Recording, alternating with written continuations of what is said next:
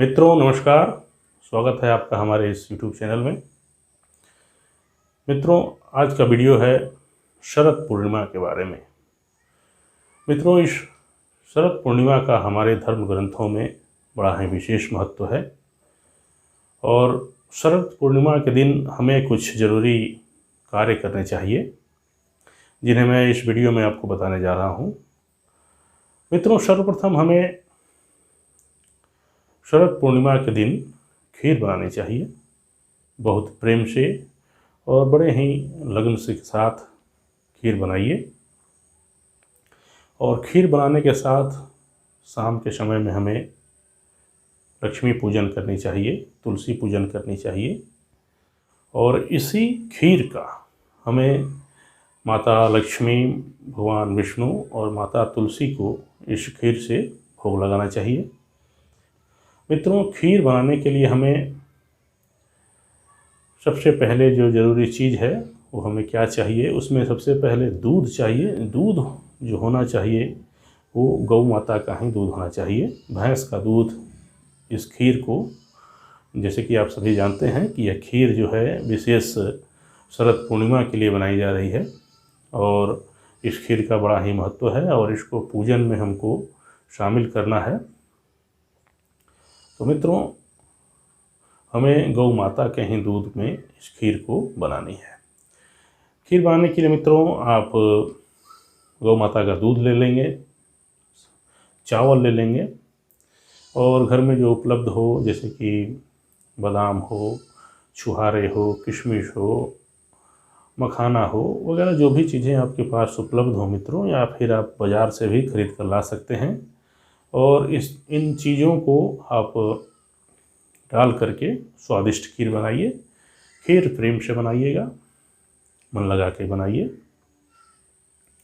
क्योंकि जो भी खाद्य पदार्थ हम जो बनाते हैं अगर उसको प्रेम से हम बनाएंगे तो उसका स्वाद जो है वो अद्भुत होगा। इसलिए मित्रों, मैं बार बार ये कह रहा हूँ कि खीर को लगन के साथ और प्रेम से बनाना चाहिए। तो मित्रों, शाम के समय में आप शरद पूर्णिमा के लिए खीर बनाएं।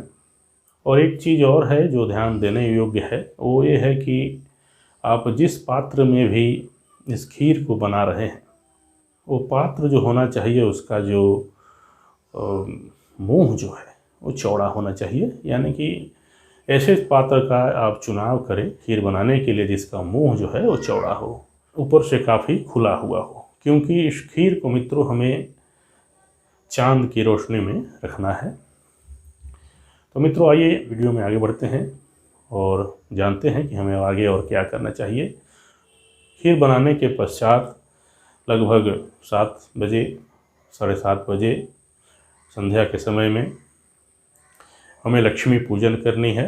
लक्ष्मी पूजन करने के लिए हम तुलसी माता के अगर वृक्ष हो हमारे पास तो उस वृक्ष के पास हम भगवान विष्णु और माता लक्ष्मी की एक तस्वीर रख देंगे और उस तस्वीर के आगे एक दीपक जला देंगे।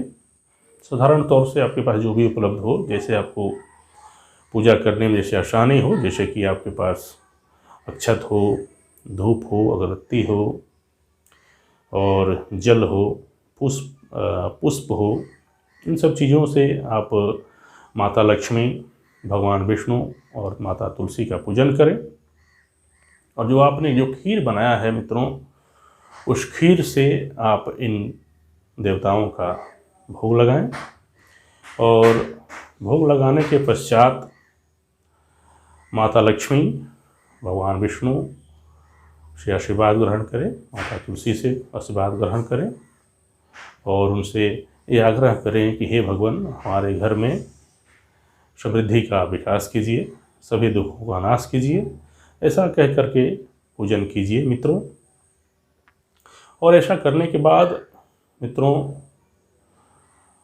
प्रसाद जो है, जो खीर आपने बनाया है उसमें से काट काट करके या थोड़ा थोड़ा करके नहीं चढ़ाना है। वो खीर का जो पात्र है, जिस पात्र में आपने खीर बनाया है, संपूर्ण खीर को भगवान विष्णु और माता लक्ष्मी को उसे अर्पित कर देना है। मित्रों, पूजन करने के पश्चात आपको जो खीर आपने जो भोग स्वरूप माता लक्ष्मी, माता तुलसी और भगवान विष्णु को जो भोग स्वरूप आपने जो खीर अर्पण किया है, हमें उस खीर को ऐसे जगह पर ले जाकर रखना है खुले में, जहाँ पर भगवान चंद्रदेव की प्रकाश जो है, उनकी चांदनी जो है प्रचुर मात्रा में उस खीर पर पड़े। क्योंकि ऐसा माना गया है कि शरद पूर्णिमा के दिन अगर खीर बना करके हम रात भर भगवान चंद्रदेव की रोशनी में रखते हैं तो उस खीर में अमृत का वास हो जाता है, यानी कि वो खीर जो है अमृत बन जाता है। ऐसा कहा गया है हमारे धर्म ग्रंथों में कि शरद पूर्णिमा की रात में चंद्र भगवान के रोशनी से, यानी कि चांदनी से अमृत की वर्षा होती है। और जब हम खीर बना करके किसी चौड़े मुंह वाले पात्र में जब खीर बना करके रात भर उस खीर को उस अमृत वर्षा में जब रखते हैं तो खीर जो है उस अमृत को ग्रहण करता है। और हम जब सुबह में उस खीर को प्रसाद के रूप में लेते हैं तो हमारे लिए वो खीर जो है अमृत का कार्य करता है, जिससे हमारे शरीर में किसी प्रकार की जो रोग है वो बढ़ने नहीं पाता है और हम जल्दी रोग से ग्रस्त नहीं हो पाते हैं।